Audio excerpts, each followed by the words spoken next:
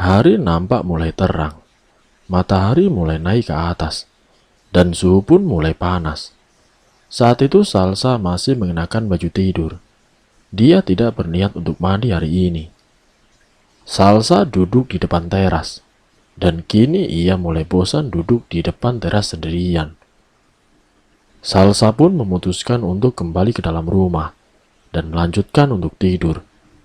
Dia berjalan masuk, namun tiba-tiba, brak! Pot bunga di belakang rumah bibi terjatuh. Salsa terkejut. Dia pun berjalan ke halaman belakang rumah bibi. "Siapa di sana?" teriak Salsa dari depan pintu belakang rumah bibi. Tidak ada jawaban. Salsa mengira ini karena kena angin. Salsa pun berjalan ke arah pot yang jatuh tadi. Dia duduk lalu membenarkan pot itu. Untung saja bukan terbuat dari keramik, jadi potnya tidak pecah. Namun Salsa tidak sadar bahwa di belakang dia saat ini ada sesosok perempuan dengan wajah hitam yang hancur dan mengenakan pakaian putih panjang. Sosok itu persis berdiri sekitar 2 meter dari arah Salsa. Sosok itu tidak berbicara. Dia terus melihat ke arah Salsa, yang saat itu tengah membenarkan pot yang jatuh. Salsa berdiri, lalu berbalik ke belakang. Sosok itu tidak ada. Salsa kembali masuk ke dalam rumah. Dia berjalan ke arah kamarnya untuk tidur. Di dalam kamar, Salsa langsung merebahkan badannya di kasur. Dia ingin melanjutkan mimpinya yang sempat kepotong. Namun saat mulai memejamkan mata, tiba-tiba saja, ding dong, bel rumah bibi berbunyi. Salsa tidak jadi memejamkan matanya. Dia berjalan keluar kamar dan turun untuk membuka pintu. Cynthia? Sapa si Salsa saat membuka pintu. "Siang, Sal." Sapa balik dari Cynthia. "Tadi Mawar bilang, katanya aku suruh nemenin kamu. Soalnya dia lagi nganterin bibinya. Dan kebetulan juga ibu sama bapakku juga lagi keluar kota. Jadi aku mengiyakan saja," sambung Cynthia. "Oh alah, tumben Mawar bilang gitu," ucap si Salsa. "Iya, kata Mawar sih, firasat dia tidak enak," jelas Cynthia. "Ah, lebay anak itu," kata Salsa sambil merintis. "Ya sudah, ayo masuk," tawar Salsa kepada Cynthia. Salsa dan Cynthia duduk di sofa ruang tamu. Mereka mengobrol dan bercanda. Sepertinya Salsa sudah tidak bosan lagi, karena ada teman sekarang. Sesekali mereka menggosipkan orang-orang yang tampan yang ada di desa ini. Bahkan Salsa mulai berani menanyakan tentang kehidupan Rangga di desa ini. Mereka terus tertawa di lantai bawah jika ada hal-hal yang lucu yang tidak sengaja dibicarakan. Namun tanpa mereka sadari, ada sosok lain yang menemani mereka di rumah ini. Sosok itu kini berdiri di samping meja makan. Ia melihat ke arah Salsa dan juga Cynthia dengan wajah hitam legam. Sosok perempuan itu tidak berbicara, tapi pandangannya sungguh sangat tidak diinginkan. Matanya memerah dan melotot ke arah mereka. Namun Salsa dan Cynthia tetap tidak menyadari keberadaannya. Ada bau amis semakin menyelimuti rumah ini. "Kok sedikit amis ya?" kata Salsa sambil mencium-cium udara. "Iya, saut Cynthia. "Sudah, lupakan saja. Lanjutkan saja berbicaranya," celoteh si Salsa. Mereka pun melanjutkan obrolannya. Namun sosok itu tetap berdiri di tempatnya, dengan mata merah yang terus melotot ke arah Salsa dan juga Cynthia. Hari sudah mulai senja. Aku masih dalam perjalanan setelah mengantarkan bibi ke rumah mertuanya. Cynthia malam ini sengaja kusuruh nemani kami tidur di rumah bibi. Pukul 6 sore, aku sudah memasuki gapura selamat datang di desa Punggara. Suasana seperti biasanya, sepi sekali. Tidak ada orang yang berlalu lalang, bahkan sekedar mengobrol di depan rumah. Rumah-rumah sudah terkunci dengan rapat, mungkin karena waktu mulai menjelang maghrib. Kuinjak kuat-kuat rem mobil bibi. Sepertinya ada seekor kucing yang sudah kutabrak. Kubuka pintu mobil dan berjalan keluar menuju tempat kucing itu. Tapi sepertinya tidak ada kucing di sana. Namun saat aku ingin berdiri, aku kembali dikejutkan dengan sepasang kaki melayang yang berdiri di belakang mobil bibi. Tanpa pikir panjang, aku langsung berdiri dan mengecek ke belakang. Tapi tetap saja tidak ada siapa-siapa. Akhirnya aku putuskan untuk segera masuk lagi ke dalam mobil dan berjalan menuju rumah bibi. Kini aku sudah sampai di rumah bibi. Pintu rumah terbuka. Gerbang tadi juga dibuka. Sepertinya Salsa dan juga Cynthia tidak pergi main. Setelah memarkirkan mobil di depan, aku berjalan masuk ke dalam rumah. Salsa dan Cynthia nampak asik menonton televisi. Mereka duduk di sofa depan televisi. "Kalian tumben gak keluar rumah?" tanyaku pada mereka. Sudah pulang kamu, War?" Salsa berbalik bertanya. "Enggak kok, hari sudah mulai maghrib. Pamali kalau di desa ini keluar jam segini," jawab Cynthia. "Oh, pantes. Rumah-rumah tadi sudah pada sepi. Sudah, sana mandi dulu, Ki. Entar baru gabung sama kita," suruh Salsa sambil menutup hidungnya, yang seakan-akan aku ini bau. Aku berjalan menuju kamar untuk mengambil handuk, lalu pergi ke dalam kamar mandi. Namun kakiku terhenti melangkah menuju kamar mandi ketika melihat horden kamar terbang-terbang tanpa ada angin.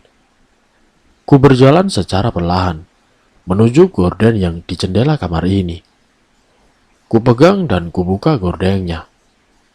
Srek! Ternyata tidak ada siapa-siapa. Tapi tidak ada angin juga di sini. Dan saat ingin kututup gordengnya lagi, aku melihat Rangga sedang berjalan, entah mau kemana. Sepertinya dia sedang ketakutan. Aku tidak memperdulikannya. Kututup kembali gorden ini, lalu aku bergegas untuk mandi, karena hari sudah mulai malam. Selesai mandi, aku turun ke bawah untuk bergabung bersama Salsa dan juga Cynthia. Mereka masih asik menonton televisi sambil makan-makan. "Oh ya, rumah aku belum dikunci. Temenin aku ngunci rumah dulu yuk," ajak Cynthia kepada kami. "Lo aja, War. Gue tunggu di rumah sini saja," saut si Salsa. "Oke, yaudah, ayo Sin," ajakku. Aku pun dan Cynthia berdiri dari sofa.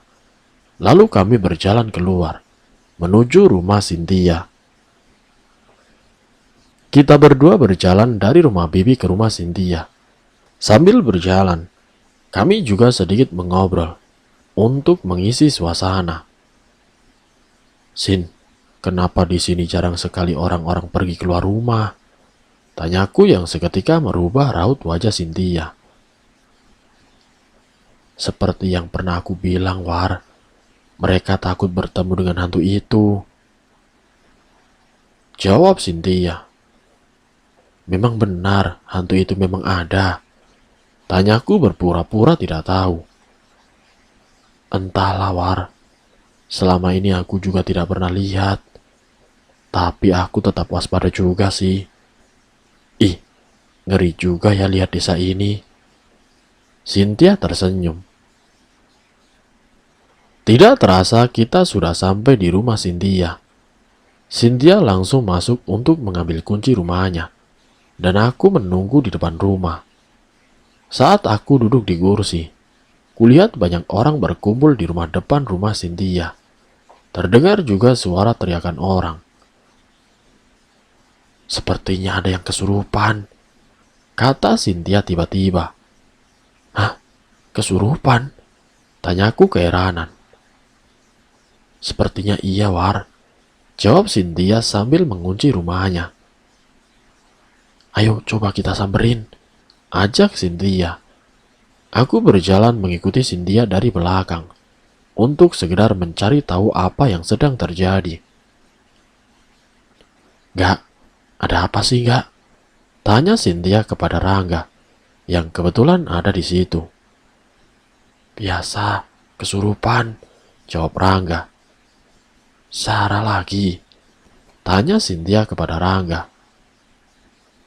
Kok kamu nyalain hantu Sahara? Tanya Rangga sedikit keheranan. Bukankah biasanya begitu, gak? Ketus Cynthia. Asal kamu tahu ya, Sarah itu sudah tenang di sana. Dia sudah mati. Saut Rangga tiba-tiba emosi. Aku memperhatikan raut wajah Rangga dengan seksama. Seperti ada sesuatu dari dirinya. Kenapa kamu? Kok seperti ini? Tanya Cynthia keheranan. Sudahlah, aku mau pulang. Ketus Rangga sambil berjalan pulang. Gue curiga sama anak itu, kataku pada Cynthia. Sudahlah, dia memang seperti itu, jawab Cynthia. Astagfirullahaladzim, Salsa di rumah sendirian, kataku baru ingat. Oh iya, ayo cepat kita harus segera pulang sebelum terjadi apa-apa di sana, ajak Cynthia sambil memegang tanganku. Lalu kita berdua berlari. Kita berdua berlari sekuat tenaga menuju rumah Bibi untuk mengecek Salsa di sana. Entah sudah berapa lubang jalan yang sudah kami loncati. Yang ada di pikiran kami saat ini adalah si Salsa. Tidak beberapa lama kemudian, kita pun sudah sampai di rumah Bibi. Sambil mengatur nafas, kubuka pintu rumah Bibi. Salsa, teriakku memanggil Salsa, tapi Salsa sudah tidak ada di depan TV. Salsa, panggil Cynthia sambil masuk ke dalam rumah. Aku pun mengikuti masuk. Dek, jantung kami berhenti berdetak. Nafas kami tersengal. Kaki bergetar. Dan mulut kami menjadi kaku ketika melihat Salsa sudah melayang di udara dengan kepala berada di bawah dan kaki berada di atas. Aku tidak bisa berkata apa-apa ketika melihat kondisi sahabatku seperti itu. Aku merasa bersalah. Seharusnya tadi tidak aku biarkan dia sendirian di sini. Salsa, panggilku liris sambil berjalan mendekat ke arah Salsa. Cynthia nampak shock dan terdiam. Wajahnya begitu pucat. Buah! Pintu rumah tertutup tiba-tiba dengan keras. Kami terkejut. Kami menengok ke arah pintu itu. Dan krek! Perlahan tubuh Salsa membalik. Kini kepalanya sudah berada di atas kembali. Namun dia masih melayang di langit-langit rumah. Aku tahu siapa kamu, teriak Cynthia menunjuk ke Salsa. Aku hanya bisa berkata lirih memanggil Salsa. Aku tidak bisa berbuat apa-apa. Perlahan kepala Salsa berdiri dari tundukannya. Matanya terbuka. Bola matanya memerah. Ini bukan Salsa. Shh. Salsa terbang ke arahku. Kedua tangannya mencekik leherku. Aku melihat ke arah Cynthia. Dia mencoba melepaskan cekikan Salsa dari leherku. Aku terus berusaha melepas tangan Salsa dari leherku. Sa, ini aku, Mawar. Aku sahabat kamu, Sa. Kataku lirih sambil terpenggal-penggal. Lepaskan dia. Kamu bukan Salsa. Kamu Sahara kan? Teriak Cynthia ke arah Salsa. Dan tiba-tiba mata Salsa menengok ke arah Cynthia. Lalu perlahan melepaskan cekikannya. Salsa berteriak sambil terbang menabrak tembok-tembok rumah ini. Suaranya sangat nyaring. Telinga kami sungguh tidak kuat mendengar teriakan sosok itu. Kita harus segera manggil Nenek Ani yang ada di depan rumah bibimu itu. Teriak Cynthia sambil memegangi telinganya. Kamu saja yang ke sana. Aku akan terus di sini mengawasi Salsa. Teriakku membalas Cynthia sambil menangis. Cynthia segera berlari menuju rumah nenek itu. Untung pintu sudah bisa dibuka. Salsa sudah terdiam.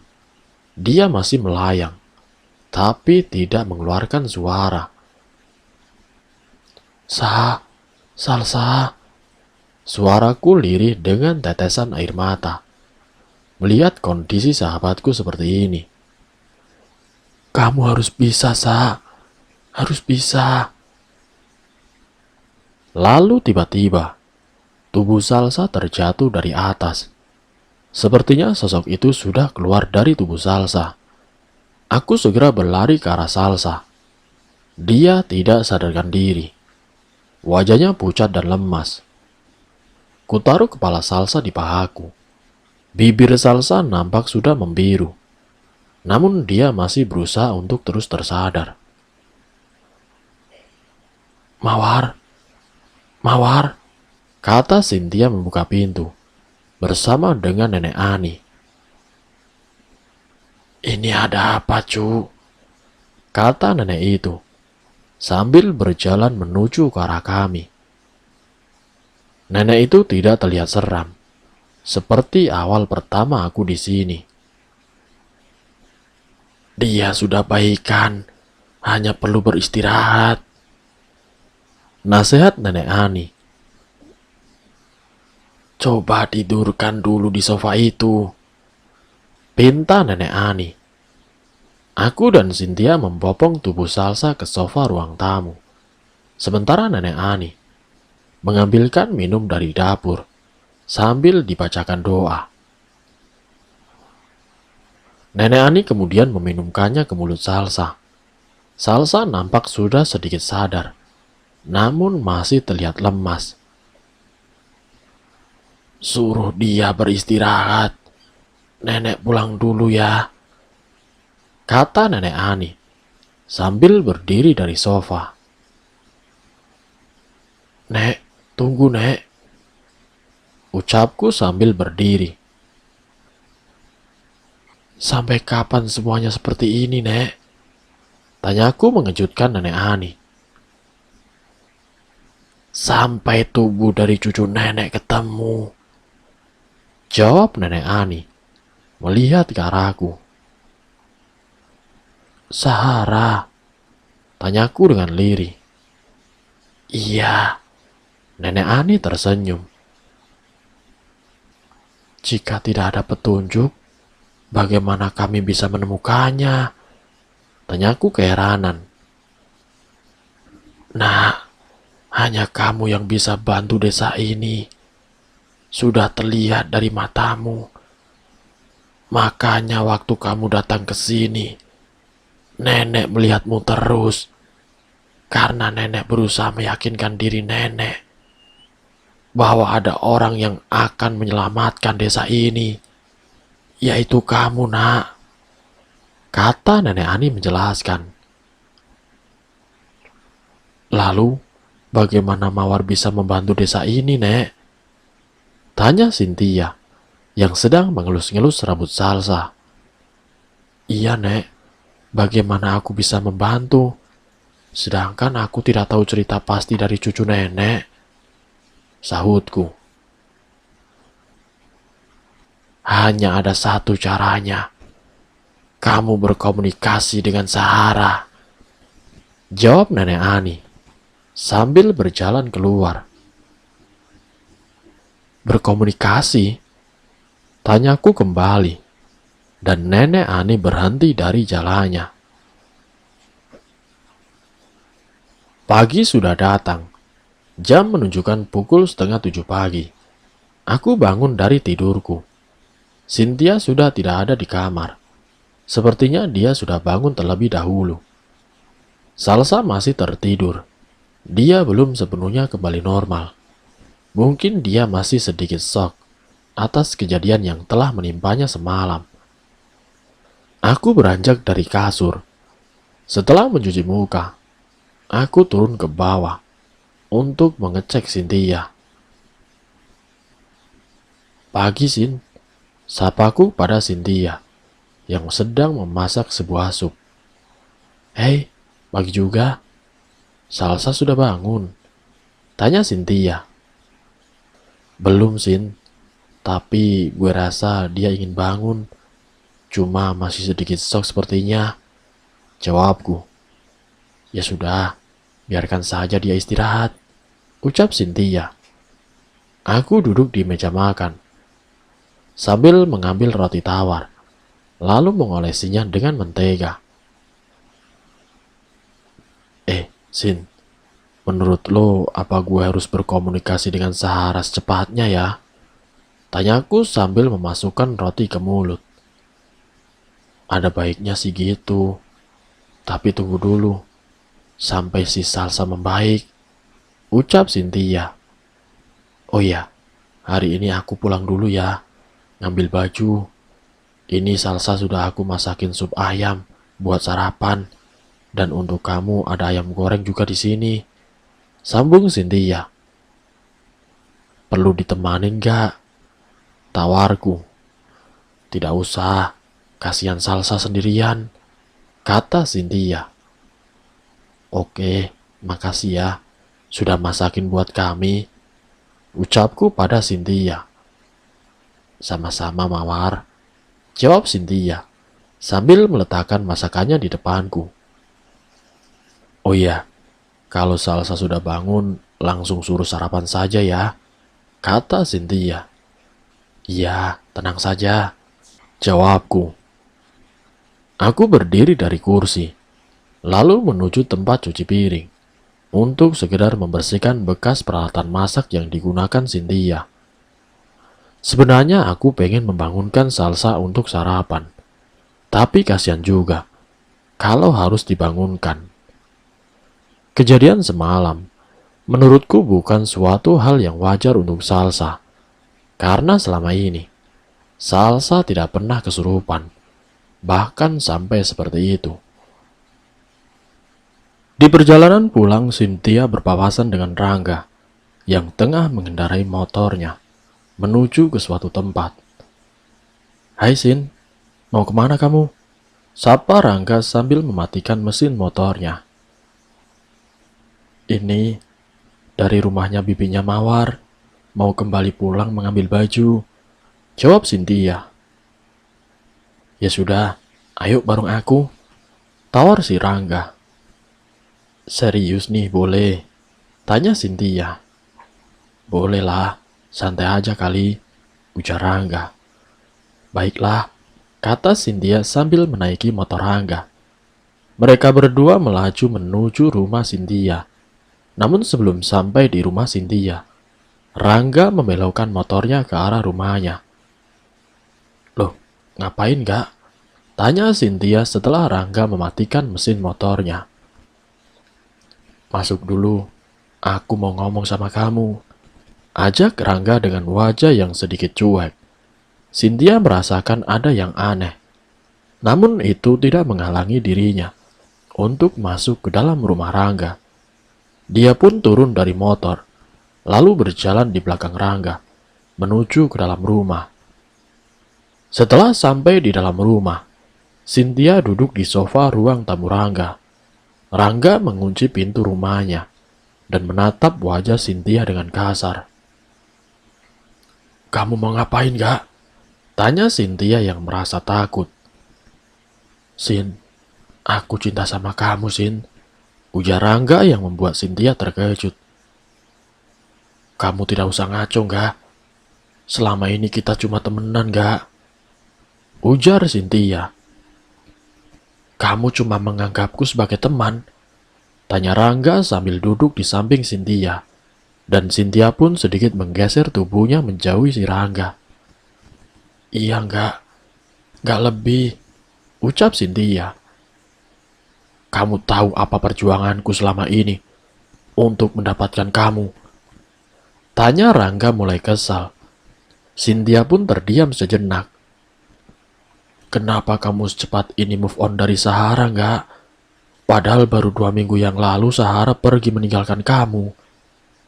Ucap Cynthia yang membuat Rangga mulai naik darah. Ya, itu perjuanganku, Sin. Ucap Rangga sambil berdiri dari duduknya. Maksud kamu? Tanya Cynthia melihat ke arah Rangga. Aku yang membunuh Sahara demi kamu, kata Rangga dengan emosi. Cynthia terdiam. Dia menelan sedikit ludahnya dan tidak menyangka dalang dibalik semua ini adalah teman dekatnya sendiri. Dia berdiri dan pak! Tamparan keras dari tangan Cynthia melayang ke wajah Rangga. Rangga nampak memegangi pipinya. Gak, sekarang di mana tubuh Sahara? Pasti kamu tahu kan? Kata Cynthia dengan menangis. Kamu mau tahu? Cynthia terdiam.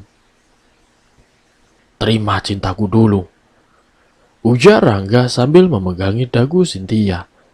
Cynthia melepaskan tangan Rangga. Bajingan kamu, Rangga. Kenapa? Hah? Aku sudah perjuangin semuanya buat kamu. Dan sekarang kamu menolak mentah-mentah ungkapanku, kata si Rangga.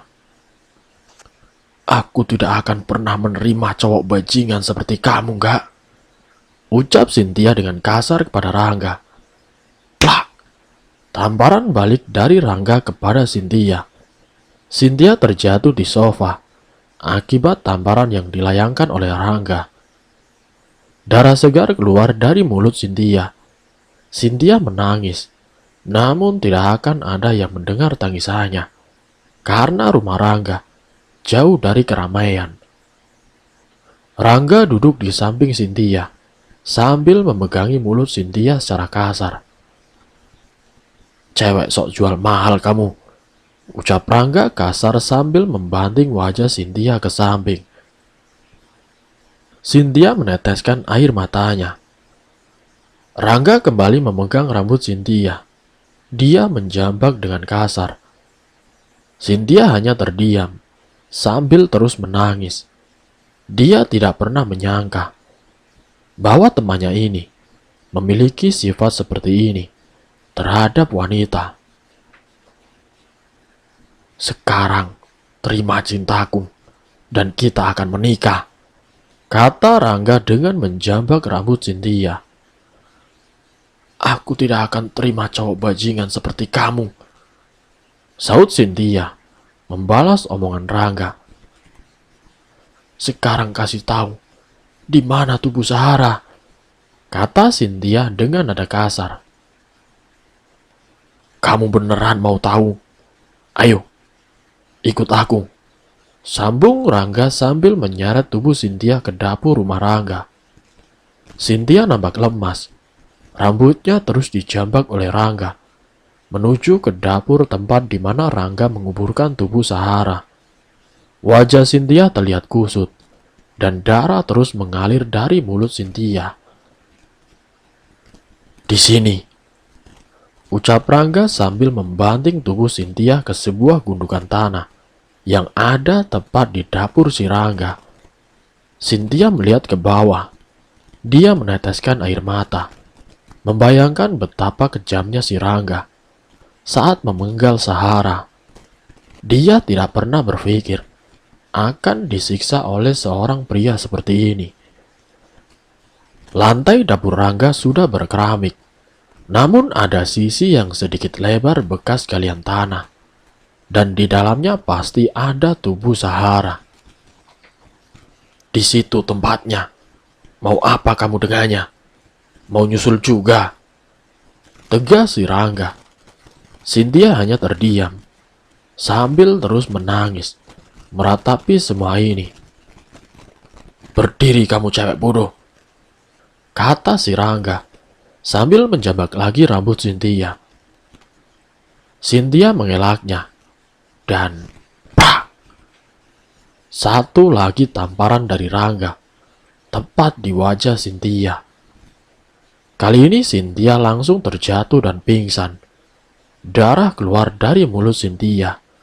Mulutnya membiru, dan wajahnya sedikit pucat. Rangga mulai panik melihat kondisi Cynthia yang seperti ini. Dia lalu menyeretnya ke dalam kamarnya dan mengikatnya di sebuah kursi. Rangga kemudian segera bergegas keluar dari rumahnya untuk mencari obat-obatan yang bisa menyembuhkan Cynthia. Dia tampak sedikit menyesal telah memperlakukan Cynthia seperti itu. Dan bersambung, apakah yang akan terjadi kepada Cynthia? Akankah si Rangga membunuh Cynthia seperti Sahara? Nanti saya akan lanjutkan ke bagian yang berikutnya. Jadi untuk kalian, saya mohon tetap stay di channel ini. Sampai bertemu lagi di part yang selanjutnya. Wassalamualaikum warahmatullahi wabarakatuh.